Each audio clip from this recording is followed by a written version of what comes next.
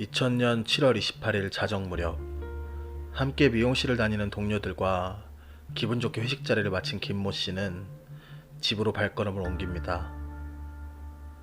동료들과 헤어진 장소에서 집까지는 걸어서 10분도 걸리지 않는 거리였습니다. 그러나 그날 밤 그녀는 감쪽같이 사라집니다. 그날 밤 그녀에게 무슨 일이 있었던 것일까요?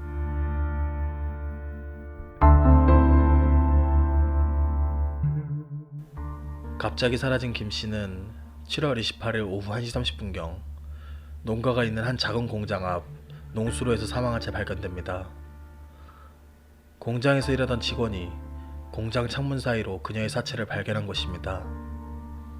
비스듬히 옆으로 누운 자세로 발견된 김 씨는 하의, 속옷, 신발, 그리고 소지품까지 모두 사라진 상태였습니다. 부검 결과 사인은 액사, 즉 손으로 목을 졸라 사망에 이르게 한 것으로 드러납니다. 또한 김 씨의 성기 주변부에 표피 박탈, 즉 강제로 성폭행한 흔적이 남아 있었습니다.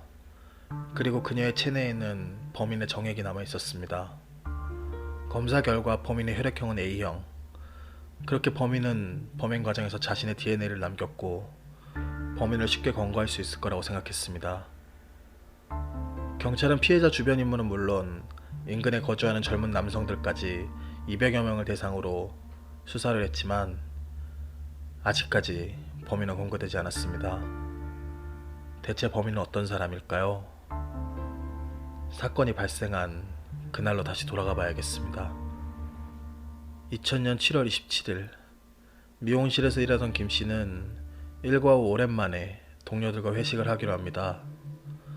7월 27일 오후 9시에 일을 마치고 동료 3명과 함께 택시를 타고 덕천동으로 이동한 김 씨.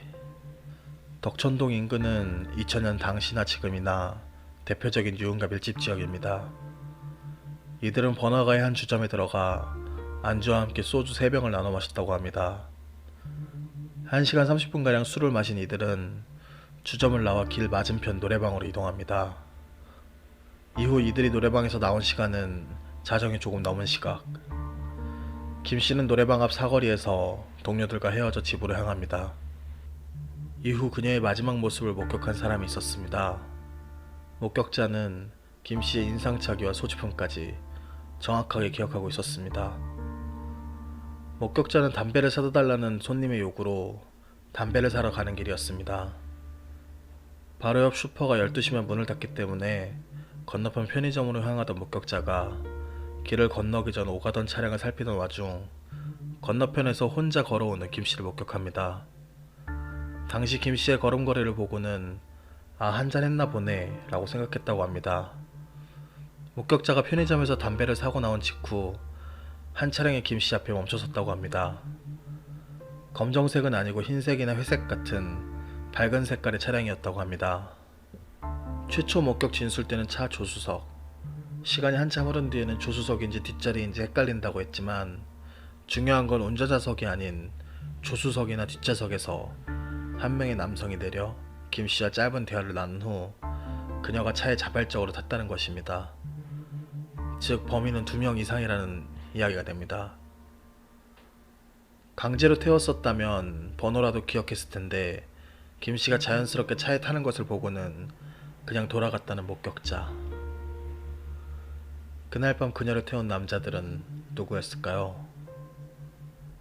김 씨가 마지막으로 목격된 지점부터 사체로 발견된 곳까지는 약 7km. 거리상 차량을 이용한 것이 확실해 보입니다.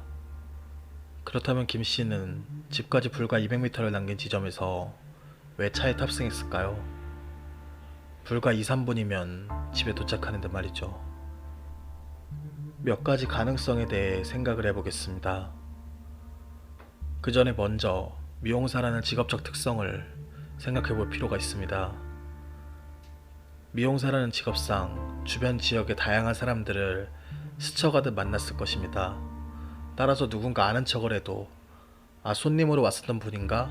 라고 자연스럽게 생각할 가능성이 높습니다. 그래서 첫 번째 가능성은 남자 쪽에서만 아는 경우입니다.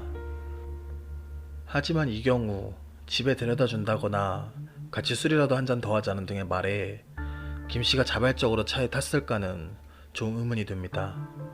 아무리 술에 취했어도 성인 여자가 집이 바로 앞인데 낯선 남자의 말에 차에 자발적으로 탔다는 것은 합리적이지 않다고 생각합니다. 그래서 이 경우는 제외하도록 하겠습니다. 두 번째 가능성은 김 씨가 너무나 잘 아는 사람일 경우입니다. 이 경우 미용실 단골 손님이거나 김 씨 주변 인물일 수 있습니다. 아주 가까운 사이일 경우 차에 자발적으로 탔을 수 있다고 생각합니다. 하지만 보통 아주 가까운 사이의 대상을 상대로 범행을 했을 때 사체를 잘 보이지 않는 곳에 유기하거나 매장을 한다고 합니다. 사체의 신원이 밝혀지는 순간 자신이 용의선상에 오르기 쉽기 때문입니다. 그런데 이번 사체 유기 장소는 너무나 쉽게 발견되는 곳에 그냥 사체를 굴려서 유기했고 신원도 금방 밝혀질 것으로 예상이 가능한 곳이었습니다. 그래서 이 두 번째 가능성도 좀 떨어지지 않나 생각을 합니다. 한 시사 프로그램에서는 아주 가까운 사이는 아니고 안면이 있는 정도의 사이이지 않을까 추론합니다. 다소 사체의 신원이 밝혀져도 자신이 용의선상에 쉽게 오르지 않을 것이라고 판단할 만큼의 사이. 하지만 저는 이 가능성도 좀 이상하다고 생각합니다. 약간의 안면이 있는 사이라 해도 집 바로 앞에서 차에 자발적으로 탈 가능성이 얼마나 된다고 생각하십니까? 그래서 저는 한 가지 추론을 덧붙이고자 합니다. 차에서 내려 김 씨에게 말을 건 남자는 김 씨가 평소 호감을 갖고 있던 남자라는 것입니다. 그 남자는 미용실 손님일 수도 있고 주변 인물들을 통해 알게 된 사람일 수도 있습니다. 아직 가까운 사이가 되진 않았지만 평소 그 남자에게 호감을 갖고 있던 차에 갑자기 나타나서 술이라도 한 잔 더 하자고 제안한다면 김 씨 입장에서는 그 남자와 가까워질 수 있는 계기라고 생각할 수 있지 않을까요? 어디까지나 추론입니다만 집을 바로 앞에 두고 약간의 안면이 낸 남자의 말에 동조하여 차에 타려면 호감이 없지 않고서는 절대 탈 일이 없다고 생각합니다. 그렇게 차에 탄 김 씨와 범인들은 어디로 갔을까요?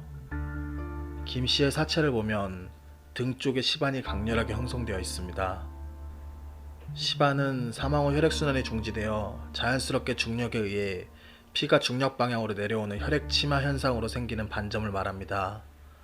즉 등 쪽에 시반이 형성되었다는 것은 똑바로 누운 형태로 사망을 했다는 것입니다. 그러나 유기된 사체는 옆으로 누워 있었습니다. 이는 사망한 곳과 유기된 곳이 다르다는 의미이며 성폭행 후 살해한 뒤 사체를 옮겼다는 것을 뜻합니다. 또한 사체의 팔에 남은 상처들을 보면 일정한 형태와 간격이 있는 상처가 이어집니다. 이는 뭔가 특정 무늬가 있는 인공 구조물이나 거친 면에 옴짝달싹 못하게 밀어넣고 계속적으로 힘을 가한 것으로 판단됩니다. 그리고 또 하나 특이점은 김 씨가 손에 풀을 쥐고 있다는 것입니다. 이는 갑자기 생기는 사후 경직일 가능성이 높다고 합니다. 힘껏 발버둥 치며 저항하는 익사 사망 시에 10에서 15% 정도 나타나는 현상이지만 일반 사망 시에는 거의 나타나지 않는 현상이라고 합니다. 그만큼 김 씨가 격렬하게 저항하다 마지막 순간 온 힘을 다해 주변에 있는 것을 움켜쥐고 사망해 긴장성 사후 경직이 생겼을 것이라 추정합니다.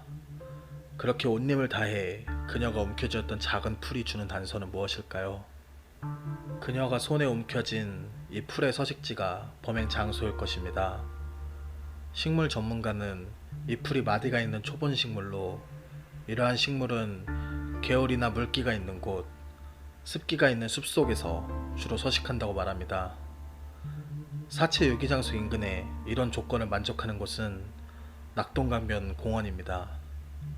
2009년 이후로 대규모 생태공원으로 개발되었지만 그 이전까지는 다목적 운동장과 그 인근 습지 외에는 전부 비닐하우스였습니다. 당시 다목적 운동장은 젊은 사람들의 데이트 장소로 많이 이용되었다고 합니다. 그래서 김 씨를 이곳으로 유인한 뒤 근처 풀숲이나 습지에서 성폭행한 것이 아닌가 추정됩니다. 지금부터는 범인들이 김 씨를 태우고 이동했을 동선을 따라가 보고자 합니다. 김 씨가 차에 탄 덕천동 인근에서 범행 장소로 추정되는 대저동으로 이동하려면 구포대교를 건너야 합니다. 구포대교를 건너면 바로 범행 현장 쪽으로 좌회전을 할 수 없습니다. 그대로 직진 후 사거리에서 좌회전을 하거나 구포대교 끝에서 우회전을 한 뒤 유턴을 하면 연두색 지점에 다다를 수 있습니다. 그런데 이 연두색 지점부터 범행 장소로 추정되는 곳까지 가는 것이 쉽지가 않습니다. 다목적 운동장 주차장으로 들어가려면 하늘색 유턴 표시가 있는 곳에서 유턴을 하면 금방이지만 유턴을 할 수가 없는 곳입니다. 그래서 범행 장소로 가려면 대로 옆 작은 길로 빠진 다음 노란색 실선을 따라 진입하는 방법, 아니면 하늘색 유턴 표시가 있는 곳에서 불법 유턴을 해 진입하는 방법, 마지막으로 대로를 쭉 따라가 합법적으로 유턴 가능한 곳에서 유턴을 한 후 진입하는 방법이 있습니다. 그러나 세 번째 방법은 하늘색 유턴 표시가 있는 곳에서 무려 3km를 더 가야 유턴을 할 수 있는 곳이 나오므로 실현 가능성이 좀 떨어집니다. 여기서 알 수 있는 건 범행 장소로 가기 위해서 대로 옆 작은 길로 가야 하거나 불법 유턴을 해야 한다는 사실을 알 정도면 운전자는 인근 지리에 대해 잘 알고 있는 사람이라는 것입니다. 또한 유기 장소로 통하는 길도 이를 뒷받침합니다. 사체가 유기된 길만 다른 길과 연결되어 있고 이 길로 들어가는 진입로는 야간에 잘 보이지도 않습니다. 또한 오후 6시 이후에는 공장들도 문을 닫아 칠흑같이 어두워 길 양옆에 무엇이 있는지도 분간이 안 될 정도입니다. 그런데 범인들은 이곳에 농수로가 있다는 것을 알고 사체를 유기했습니다. 차량 내비게이션이 활성화되지 않았을 2000년 당시를 생각해봤을 때 이곳 지리를 잘 아는 사람이 아니고서는 야간에 도저히 찾아올 수가 없는 것입니다. 범인들 혹은 범인들 중 한 명은 이 길을 일상적으로건 직장 때문이건 자주 왔다 갔다 했을 것으로 추정됩니다. 그러나 추론은 추론일 뿐입니다. 여러가지 추론으로 용의자를 추려도 결국은 과학적인 증거들이 뒷받침되어야 그 추론에 힘이 실리고 범인을 잡을 수 있습니다. 그런데 그 과학적인 증거에 오류가 있었다면 어떻게 될까요? 2017년 부산지방경찰청 중요미제 사건 전담 수사팀은 이 사건에 대해 전면 재수사를 실시하면서 DNA 검사를 재의뢰합니다. 그런데 재검사 결과 놀라운 사실이 밝혀집니다. 지금까지 알고 있던 범인의 혈액형이 잘못되었다는 것입니다. 원래 김 씨의 몸에서 나온 DNA는 그녀의 것과 범인의 것이 섞여 있었습니다.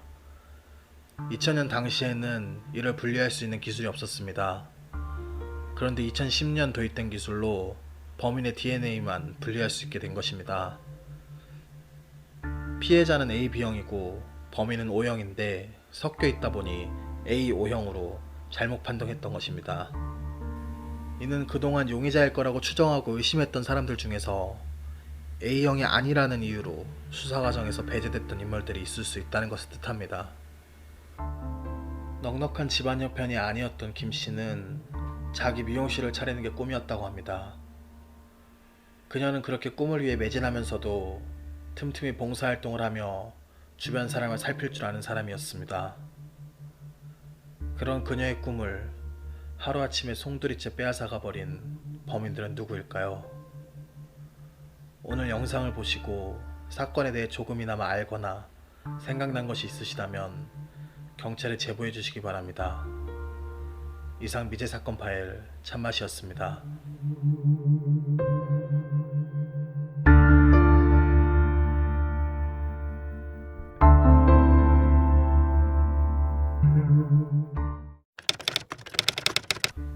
사건 수사 초반 헤어진 전 연인 박모 씨가 용의선상에 올랐었습니다. 박 씨는 정기공으로 김 씨와 3-4개월 정도 연인 사이였으나 박 씨가 결혼 얘기를 꺼내자 갑자기 사이가 멀어졌고 헤어진 이후에도 미련을 버리지 못하고 계속 김 씨를 쫓아다녔다고 합니다. 두 사람의 관계는 김 씨의 주변 사람들도 잘 알고 있었습니다. 김 씨의 가족들도 박 씨를 의심했습니다. 당시 경찰도 김 씨의 집을 알고 있고 차도 소유하고 있었다는 점에서 박 씨를 주목했습니다.